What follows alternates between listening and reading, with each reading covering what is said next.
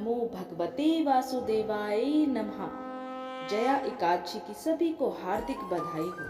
श्री हरि नारायण भगवान और माता लक्ष्मी का आशीर्वाद सब पे सदा सर्वदा बना रहे। जया एकादशी की व्रत कथा। धर्मराज युधिष्ठिर बोले, हे भगवान, आपने माघ मास के कृष्ण पक्ष की षटतिला एकादशी का अत्यंत ही सुंदर वर्णन करते हुए सुनाया। आप स्वदेज, अंडज, उत्पिज और जरायुज चारों प्रकार के जीवों के उत्पन्न, पालन तथा नाश करने वाले हैं। अब आप कृपा करके माघ मास के शुक्ल एकादशी के विषय में भी बतलाइए। इस एकादशी का क्या नाम है तथा इसके व्रत का क्या विधान है? इसकी विधि क्या है? इसका व्रत करने से किस फल की प्राप्ति होती है और इसमें कौन से देव का पूजन किया जाता है? कृपया ये सब विधान पूर्वक कहिए। श्री कृष्ण कहने लगे, हे राजन, माघ शुक्ल एकादशी के दिन आने वाली एकादशी को जया एकादशी के नाम से जाना जाता है। इसका व्रत करने से मनुष्य ब्रह्म हत्यादि पापों से छूटकर मोक्ष को प्राप्त होता है तथा इसके प्रभाव से भूत पिशाच आदि योनियों से मुक्त हो जाता है। इस व्रत को विधि पूर्वक करना चाहिए। अब मैं तुमसे पद्म पुराण में वर्णित इसकी महिमा की एक कथा सुनाता हूँ। तुम ध्यान पूर्वक सुनो। देवराज इंद्र स्वर्ग में राज करते थे और अन्य सब देवगण सुख पूर्वक स्वर्ग में रहते थे। एक समय इंद्र अपनी इच्छा अनुसार नंदन वन में अप्सराओं के साथ विहार कर रहे थे और गंधर्व गान कर रहे थे। उन गंधर्वों में प्रसिद्ध पुष्पदंत तथा उसकी कन्या पुष्पवती और चित्रसेन तथा उसकी स्त्री मालिनी भी उपस्थित थे। साथ ही मालिनी का पुत्र पुष्पवान और उसका पुत्र माल्यवान भी उपस्थित थे। पुष्पवती गंधर्व कन्या माल्यवान को देखकर उस पर मोहित हो गई और माल्यवान पर काम बाण चलाने लगी।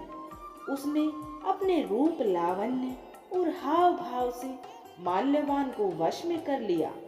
हे राजन, वह पुष्पवती अत्यंत सुंदर थी। अब वे इंद्र को प्रसन्न करने के लिए गान करने लगे, परंतु परस्पर मोहित हो जाने के कारण उनका चित्त भ्रमित हो गया था।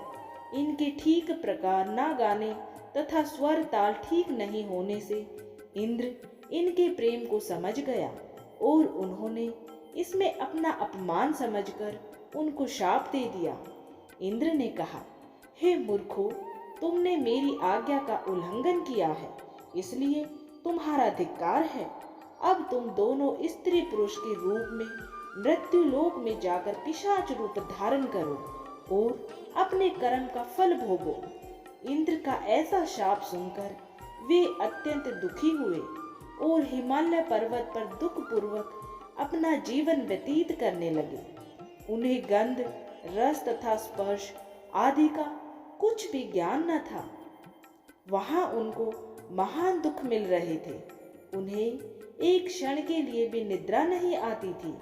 उस जगह अत्यंत शीत था, इससे उनके रोंगटे खड़े रहते और मारे शीत के दांत बजते रहते। एक दिन पिशाच ने अपनी स्त्री से कहा कि पिछले जन्म में हमने ऐसे कौन से पाप किए थे जिससे हमको ये दुखदायी पिशाच योनि प्राप्त हुई। इस पिशाच योनि से तो नरक के दुख सहना ही उत्तम है। अतः हमें अब किस प्रकार का पाप नहीं करना चाहिए। इस प्रकार विचार करते हुए वे अपने दिन व्यतीत कर रहे थे। देव योग से तभी माघ मास की शुक्ल पक्ष की जया नामक एकादशी आई। उस दिन उन्होंने कुछ भी भोजन न किया एवं अच्छे अच्छे कार्य किए। केवल फल फूल खाकर ही दिन व्यतीत किया और सायकाल के समय दुखी अवस्था में पीपल के वृक्ष के नीचे बैठ गए। उस समय सूर्य भगवान अस्त हो रहे थे। उस रात को अत्यंत ठंड थी। इस कारण दोनों शीत के मारे अति दुखित होकर मृतक के समान आपस में चिपटे हुए पड़े थे। उस रात्रि को उनको निद्रा भी न आई। जया एकादशी के उपवास और रात्रि के जागरण से दूसरे दिन प्रभात होते ही उनकी पिशाच योनि से उन्हें छुटकारा मिला। अत्यंत सुंदर गंधर्व और अप्सरा की देह धारण कर सुंदर वस्त्र आभूषणों से अलंकृत होकर उन्होंने स्वर्ग लोक को प्रस्थान किया। उस समय आकाश में देवता उनकी स्तुति करते हुए पुष्प वर्षा करने लगे। स्वर्ग लोक में जाकर दोनों ने देवराज इंद्र को प्रणाम किया।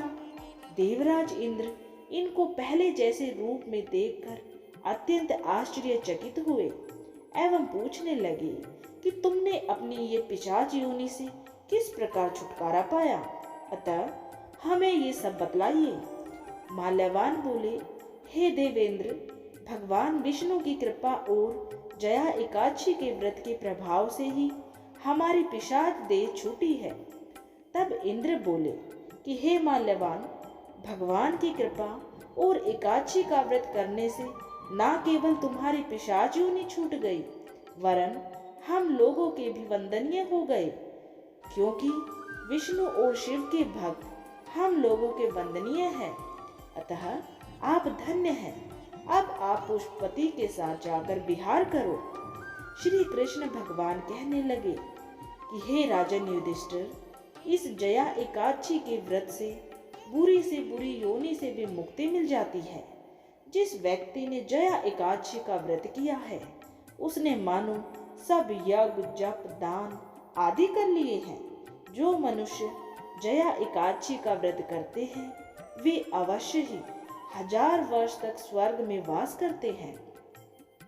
तो अब जानिए जया एकादशी की पूजन की विधि।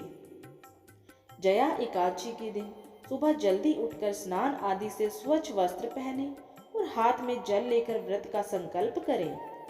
इसके बाद मंदिर में गंगा जल छिड़ककर शुद्ध करें और भगवान विष्णु का पूजन करें। एकादशी के दिन भगवान श्री हरि नारायण की पूजा करते समय उन्हें पीले रंग के पुष्प अर्पित करने चाहिए।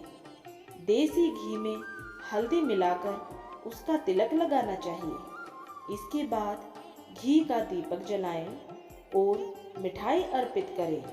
एकादशी के दिन शाम के समय तुलसी के पौधे के समक्ष भी घी का दीपक जरूर जलाना चाहिए। इस दिन अन्न ग्रहण नहीं करना चाहिए और दिन भर केवल फलाहार ही करना चाहिए। धार्मिक ग्रंथों में भी कहा गया है कि जब मृत्यु के बाद व्यक्ति को अपने कर्मों के अनुसार अनेक अदृश्य में जाना होता है, जिसे भूत और पिशाच की योनि कहा जाता है। जया एकादशी को इन्हीं आश्रित योनियों से मुक्ति दिलाने वाला कहा जाता है। कहते हैं कि अगर जया एकादशी का व्रत आप पूरे विधि विधान से करते हैं, तो भगवान श्री हरि नारायण की कृपा आप पर सदैव ही बनी रहती है। साथ ही सभी पापों से भी मुक्ति मिल जाती है। जया एकादशी को कई जगह भूमि एकादशी या भीष्म एकादशी के नाम से भी जाना जाता है। तो इस प्रकार से जया एकादशी की व्रत कथा संपूर्ण हुई। बोलिए श्री हरि नारायण भगवान की जय। जो श्री हरि नारायण भगवान के सच्चे भक्त हैं, वो कमेंट बॉक्स में हरिओम नमो नारायणा जरूर लिखें। और अगर आपको श्री हरि नारायण भगवान की सुंदर कथा पसंद आई है, तो वीडियो को ज़्यादा से ज़्यादा लाइक करें, शेयर करें। और अगर आपने अभी तक चैनल को सब्सक्राइब नहीं किया है, तो ऐसे ही अपने सनातन धर्म से जुड़ी समस्त जानकारियाँ, व्रत त्योहारों के बारे में प्राप्त करने के लिए Rama health and vastu tips channel को सब्सक्राइब जरूर करें।